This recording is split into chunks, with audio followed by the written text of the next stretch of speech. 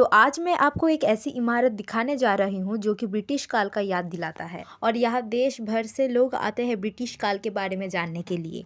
तो इस इमारत का नाम है विक्टोरिया मेमोरियल। और भी अच्छे से देखने के लिए चलिए सामने चलते हैं। तो अब हम लोग विक्टोरिया मेमोरियल के सामने पहुंच चुके हैं। तो जैसे कि आप देख सकते हो कि इसके सामने एक टैक्सी स्टैंड है।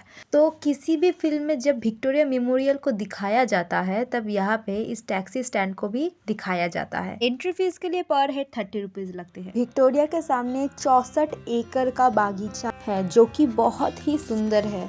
अगर आप आओगे तो आप देखोगे बहुत ही सुंदर लगता है। इस इमारत को रानी विक्टोरिया के स्मृति में भारत पर उनकी 25 वर्ष के उनके शासन का जश्न मनाने के लिए किया गया था। इसको बनाने के लिए पूरे 1 करोड़ 5 लाख खर्च आया था। आपको ये जानने में बहुत ही आश्चर्य होगा कि इस इमारत को बनाने के लिए जो भी धन लगा था वो भारत के लोगों से जुटाया गया था। 184 फीट की इमारत मकराना मार्बल के साथ बनाई गई है जिसे जोधपुर राजस्थान से लाया गया था। इस इमारत को विलियम एमर्सन ने बनाया है जो कि 1843 में शुरू हुआ था और 1921 में खत्म हुआ। विक्टोरिया मेमोरियल के सामने एक बहुत ही खूबसूरत लेक है।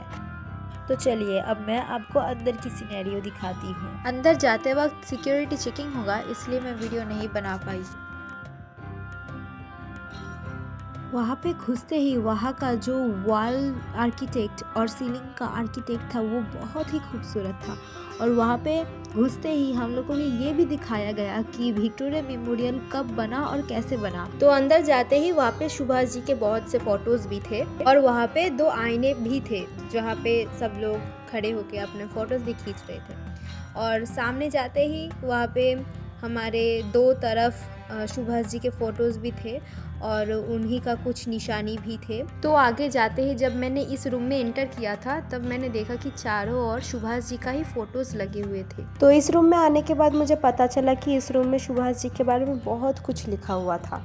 उस रूम में प्रोजेक्टर्स भी थे और 2 स्मार्ट स्क्रीन्स भी थे जहाँ पे आप देख सकते हो कि कौन से साल में क्या हुआ था।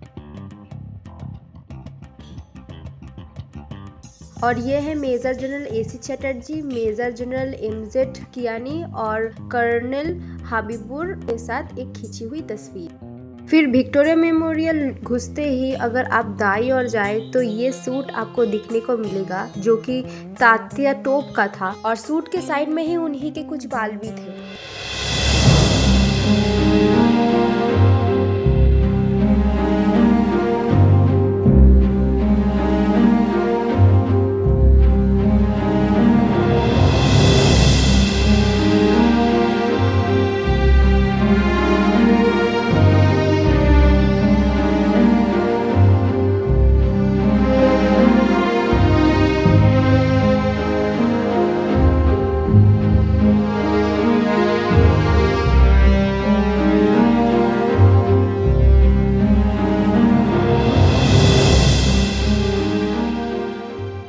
फिर वहाँ पे नेताजी सुभाष चंद्र बोस के छोटे छोटे कुछ तस्वीरें भी थे। सुभाष चंद्र बोस एक उभरते नेता के हिसाब से युवा सेना पुरस्कृत हुए। 1919 में इंग्लैंड जाने के पहले की शाम की भी एक तस्वीर थी उनकी। फिर वहाँ से निकलने के बाद हम लोग एक बड़े हॉल में गए और वो हॉल बहुत ही खूबसूरत था और बहुत ही बड़ा था। उसके चारों ओर दीवारों में कुछ प्रोजेक्टर्स भी लगे हुए थे और उसका सीलिंग तो बहुत ही खूबसूरत था।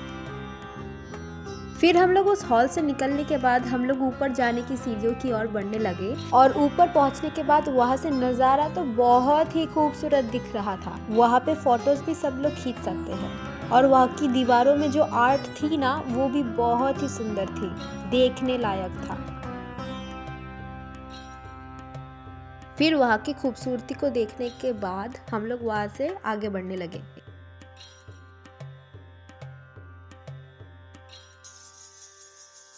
और फिर इस रूम में पहुंचने के बाद मैंने देखा कि यहाँ पे AC भी लगी हुई थी और यहाँ पे प्रोजेक्टर भी था जहाँ पे 1947 के वक्त के कुछ बातें बताई जा रही थी और यहाँ पे कुछ फ्रीडम फाइटर्स के बारे में भी बताया गया था। और इस वाले रूम में 1904 में जिन लोगों का योगदान था हमारे देश को आज़ाद करने को, उन लोगों के बारे में यहाँ पे बताया गया था।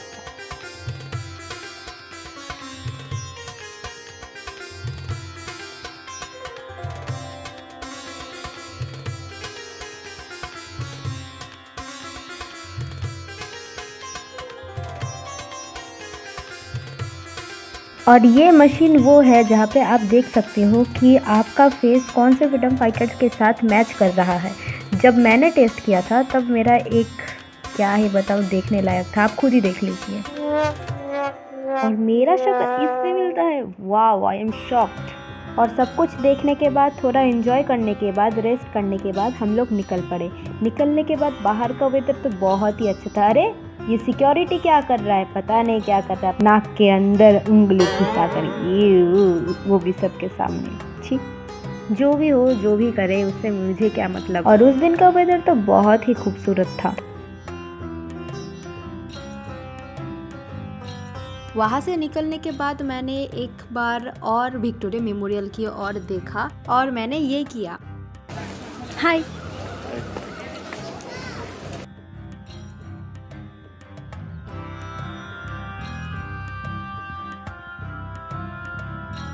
विक्टोरिया मेमोरियल के साइड में एक बड़ा सा ग्राउंड था जहाँ पे हम लोग बैठ सकते हैं या चल सकते हैं, कुछ भी कर सकते हैं।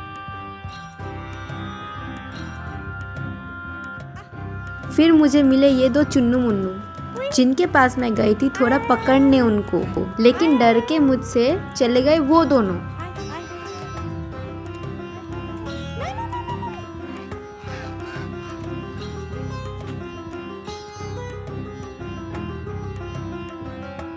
तो फिर सब कुछ देखने के बाद हम लोग वहाँ से निकल पड़े। विक्टोरिया मेमोरियल के उल्टी तरफ एक ग्राउंड है जिसका नाम गौरेड मार्ट है। ये ग्राउंड भी बहुत ही फेमस है, जैसे कि कलकत्ता के सबसे बड़े बड़े इवेंट्स यहाँ पे होते हैं। बड़े बड़े पॉलिटिशियंस की मीटिंग भी इसी ग्राउंड में होता है। ये ग्राउंड इतना बड़ा है कि इसी ग्राउंड के एक हिस्से में हॉर्स रेस कोर्ट भी है और आर्मी कैंप भी है।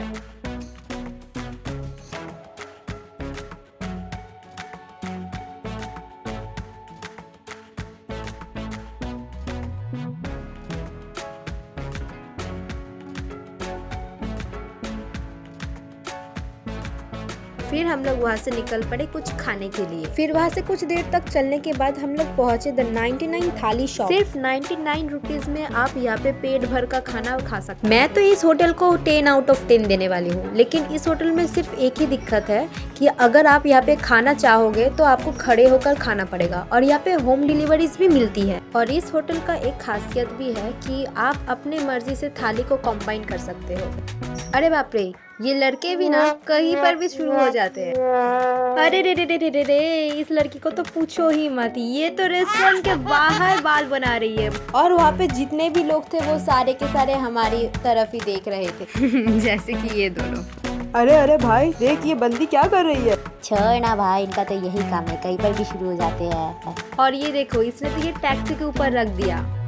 और फिर हमारा ऑर्डर किया गया खाना हमारे पास आए और हमने पेट भर के खाना खाया। खाना बहुत ही गर्म था और बहुत ही टेस्टी था, और हमने बहुत ही मजे से खाना खाया पेट भर कर। तो आज का वीडियो यहीं पर ही खत्म होता है। वीडियो अगर आपको पसंद आए तो वीडियो को लाइक, कमेंट, शेयर करना ना भूलें, और नए हो तो सब्सक्राइब करना ना भूलें।